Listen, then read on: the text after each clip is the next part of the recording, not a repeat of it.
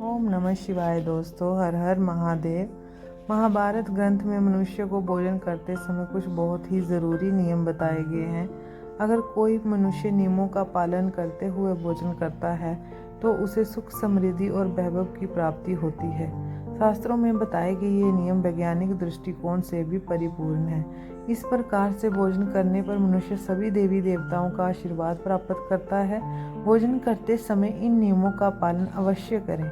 चलिए बिना देरी के जान लेते हैं कि वो नियम क्या हैं। पर उससे पहले अगर आपने चैनल को सब्सक्राइब नहीं किया है तो कृपया इसे सब्सक्राइब कर लीजिए और साथ ही वीडियो को लाइक करना ना भूलें।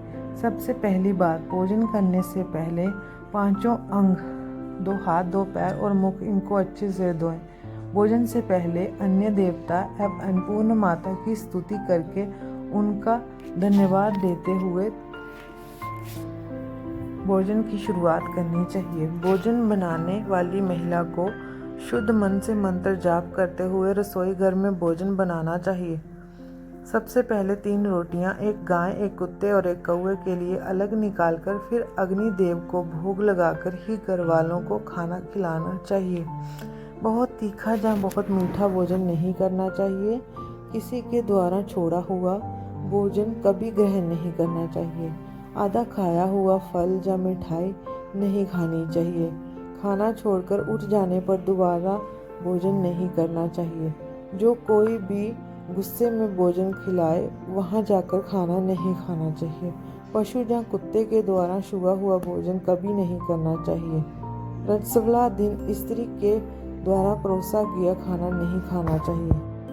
भोजन किचन में बैठकर सभी के साथ करना चाहिए। नियम अनुसार अलग अलग भोजन करने से परिवार के सदस्यों में प्रेम और एकता कायम नहीं हो पाती है।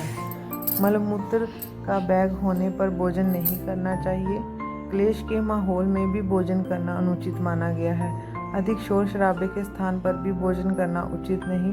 पीपल या वट वृक्ष के नीचे बैठकर भी भोजन नहीं करना चाहिए।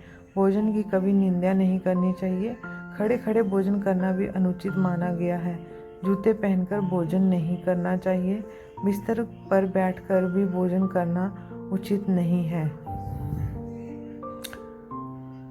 भोजन के बाद क्या करें? सुबह के भोजन करने के पश्चात आराम करना चाहिए और रात्रि के समय 100 कदम चलकर बाईं करवट में लेटना या फिर वज्रासन में बैठना चाहिए।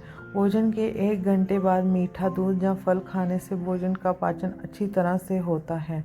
भीष्म पितामह ने अर्जुन को महत्वपूर्ण संदेश में कहा था कि जिस थाली को किसी का पैर लग जाए उस थाली का त्याग करना चाहिए। मुंह से फूंक मारकर ठंडा किया गया भोजन भी करना उचित नहीं।